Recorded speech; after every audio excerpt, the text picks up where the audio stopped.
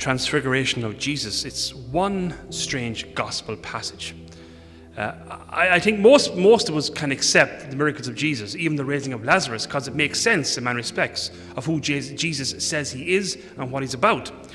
But this passage, with Jesus' face becoming as bright as the sun, his clothes become a dazzling white as light, and then out of nowhere, 2 dead prophets start showing up and chatting with Jesus, like out of the blue.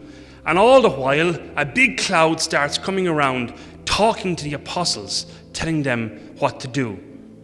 Now, I think any of us could be forgiven to think that the apostles were on an acid trip of some kind after watching something like that. It's bizarre. It is a really bizarre thing, and it kind of comes out of nowhere in the Gospels, right in the middle of Jesus' ministry. But everybody, this window into what the 3 apostles, Peter, John, and James, witnessed is quite crucial for us today, particularly tomorrow's date, which I'll say a reason why in a few moments. Because look at folks, whether one believes in God or not, whether one has questions, maybe he exists, maybe he doesn't, we're kind of agnostic about the whole idea, or we have faith in God, none of us can deny the existence of evil in our world today. Anyone who's paying attention, people of reason and goodwill, you can see this quite blatant. The world is bonkers at the moment, absolutely bonkers to say the least. Sanity, reason, common sense, basic manners in many respects, the acceptance of reality, of what's in front of us, all that's in question now. Like something that came out of nowhere to say the least. Has humanity ever been so confused about the most basics of things? I'm not so sure. And like I said the other day, everybody, confusion, it is the hallmark of evil. That's the handiwork of the devil, all right? And my goodness, is he at work. All this confusion of what it means to be a woman, what it means to be a man, what it means to be just a human being. The other day, I saw a video of a man, I don't know where it was, he spent about $21,000 on a perfectly cool-looking collie dog costume. And he was rolling around the park with a woman with a lead holding to his neck, and people are going scratching his belly. Seriously, folks, it is funny, but it's actually quite sad and should tell us a lot about where we're at as a society. And we all know he's not the only one who carries on like that in this world. When I was in primary school, my friends and myself, we used to pretend we were Pokemon. Those cartoon characters we used to go around saying Pikachu the whole time. Looked like clowns. But we were kids, and that's what kids do, play, at the crack in one sense.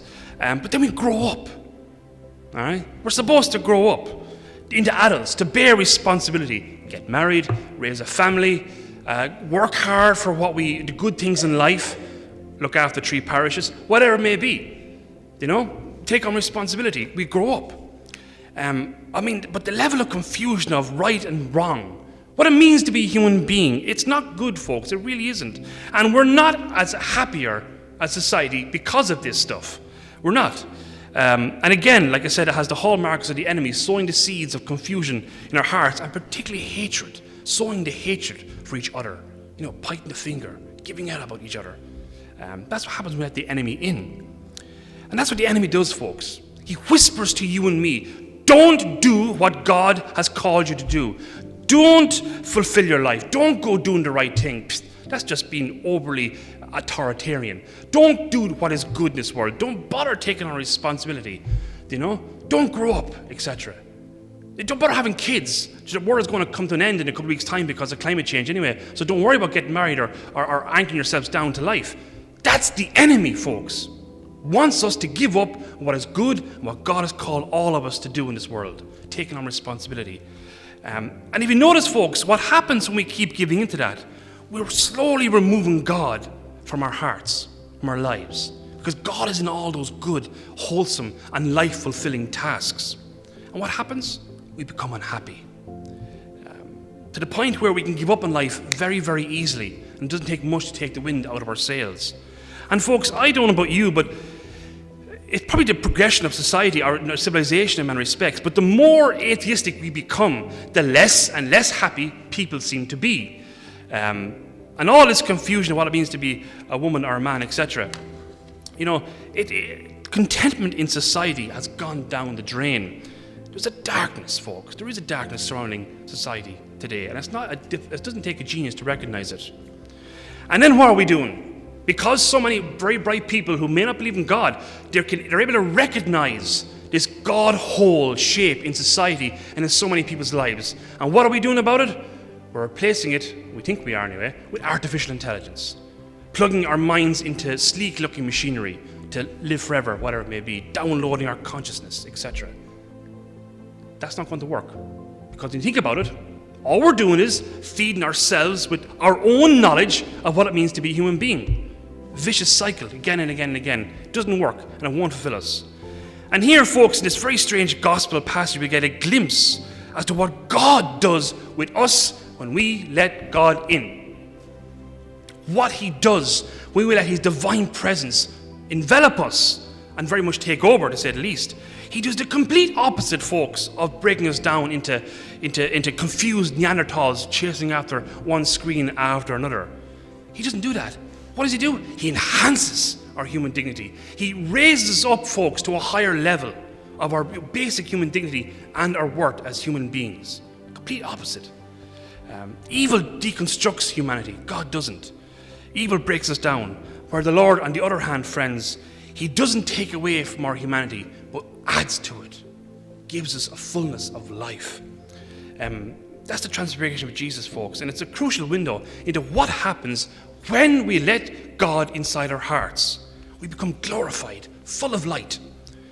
And today, or tomorrow, the 6th of August, is, of course, the anniversary of the first atomic bomb being dropped on other human beings. And how truly horrific, folks, it is to be able to contrast what we do with the power of light and what God can do with the power of light. What we do when we let the evil one influence us into hating other people. We turn light into a weapon to do as much damage as humanly possible, whereas God does the complete opposite. We've used light, friends, to become the most ultimate weapon to wipe out human beings on this really good earth, while God, in his immeasurable love for you and me, adds to our humanity, lifts up on high and fulfills us in every single way. Why? Because he loves you. That's why he does that, friends. He wants you and me to have the fullness of life. Not the opposite, but the fullness of life. He created you and me to have that, and which I think a glimpse we get in our gospel this evening, heaven. So, folks, like any good Catholic sermon, the choice is yours as to which path you're going to go down. Any path any of us go down. Whose voice you're going to listen to, the devil or the voice of Jesus Christ, as God commands us in our gospel this evening. One leads to darkness, despair and hatred of ourselves and the people around us, and we infect others with that disease, while the other always leads to fulfillment of our life, where our weaknesses, our brokenness in our humanity is lifted up, fulfilled, and the fullness of life given to us.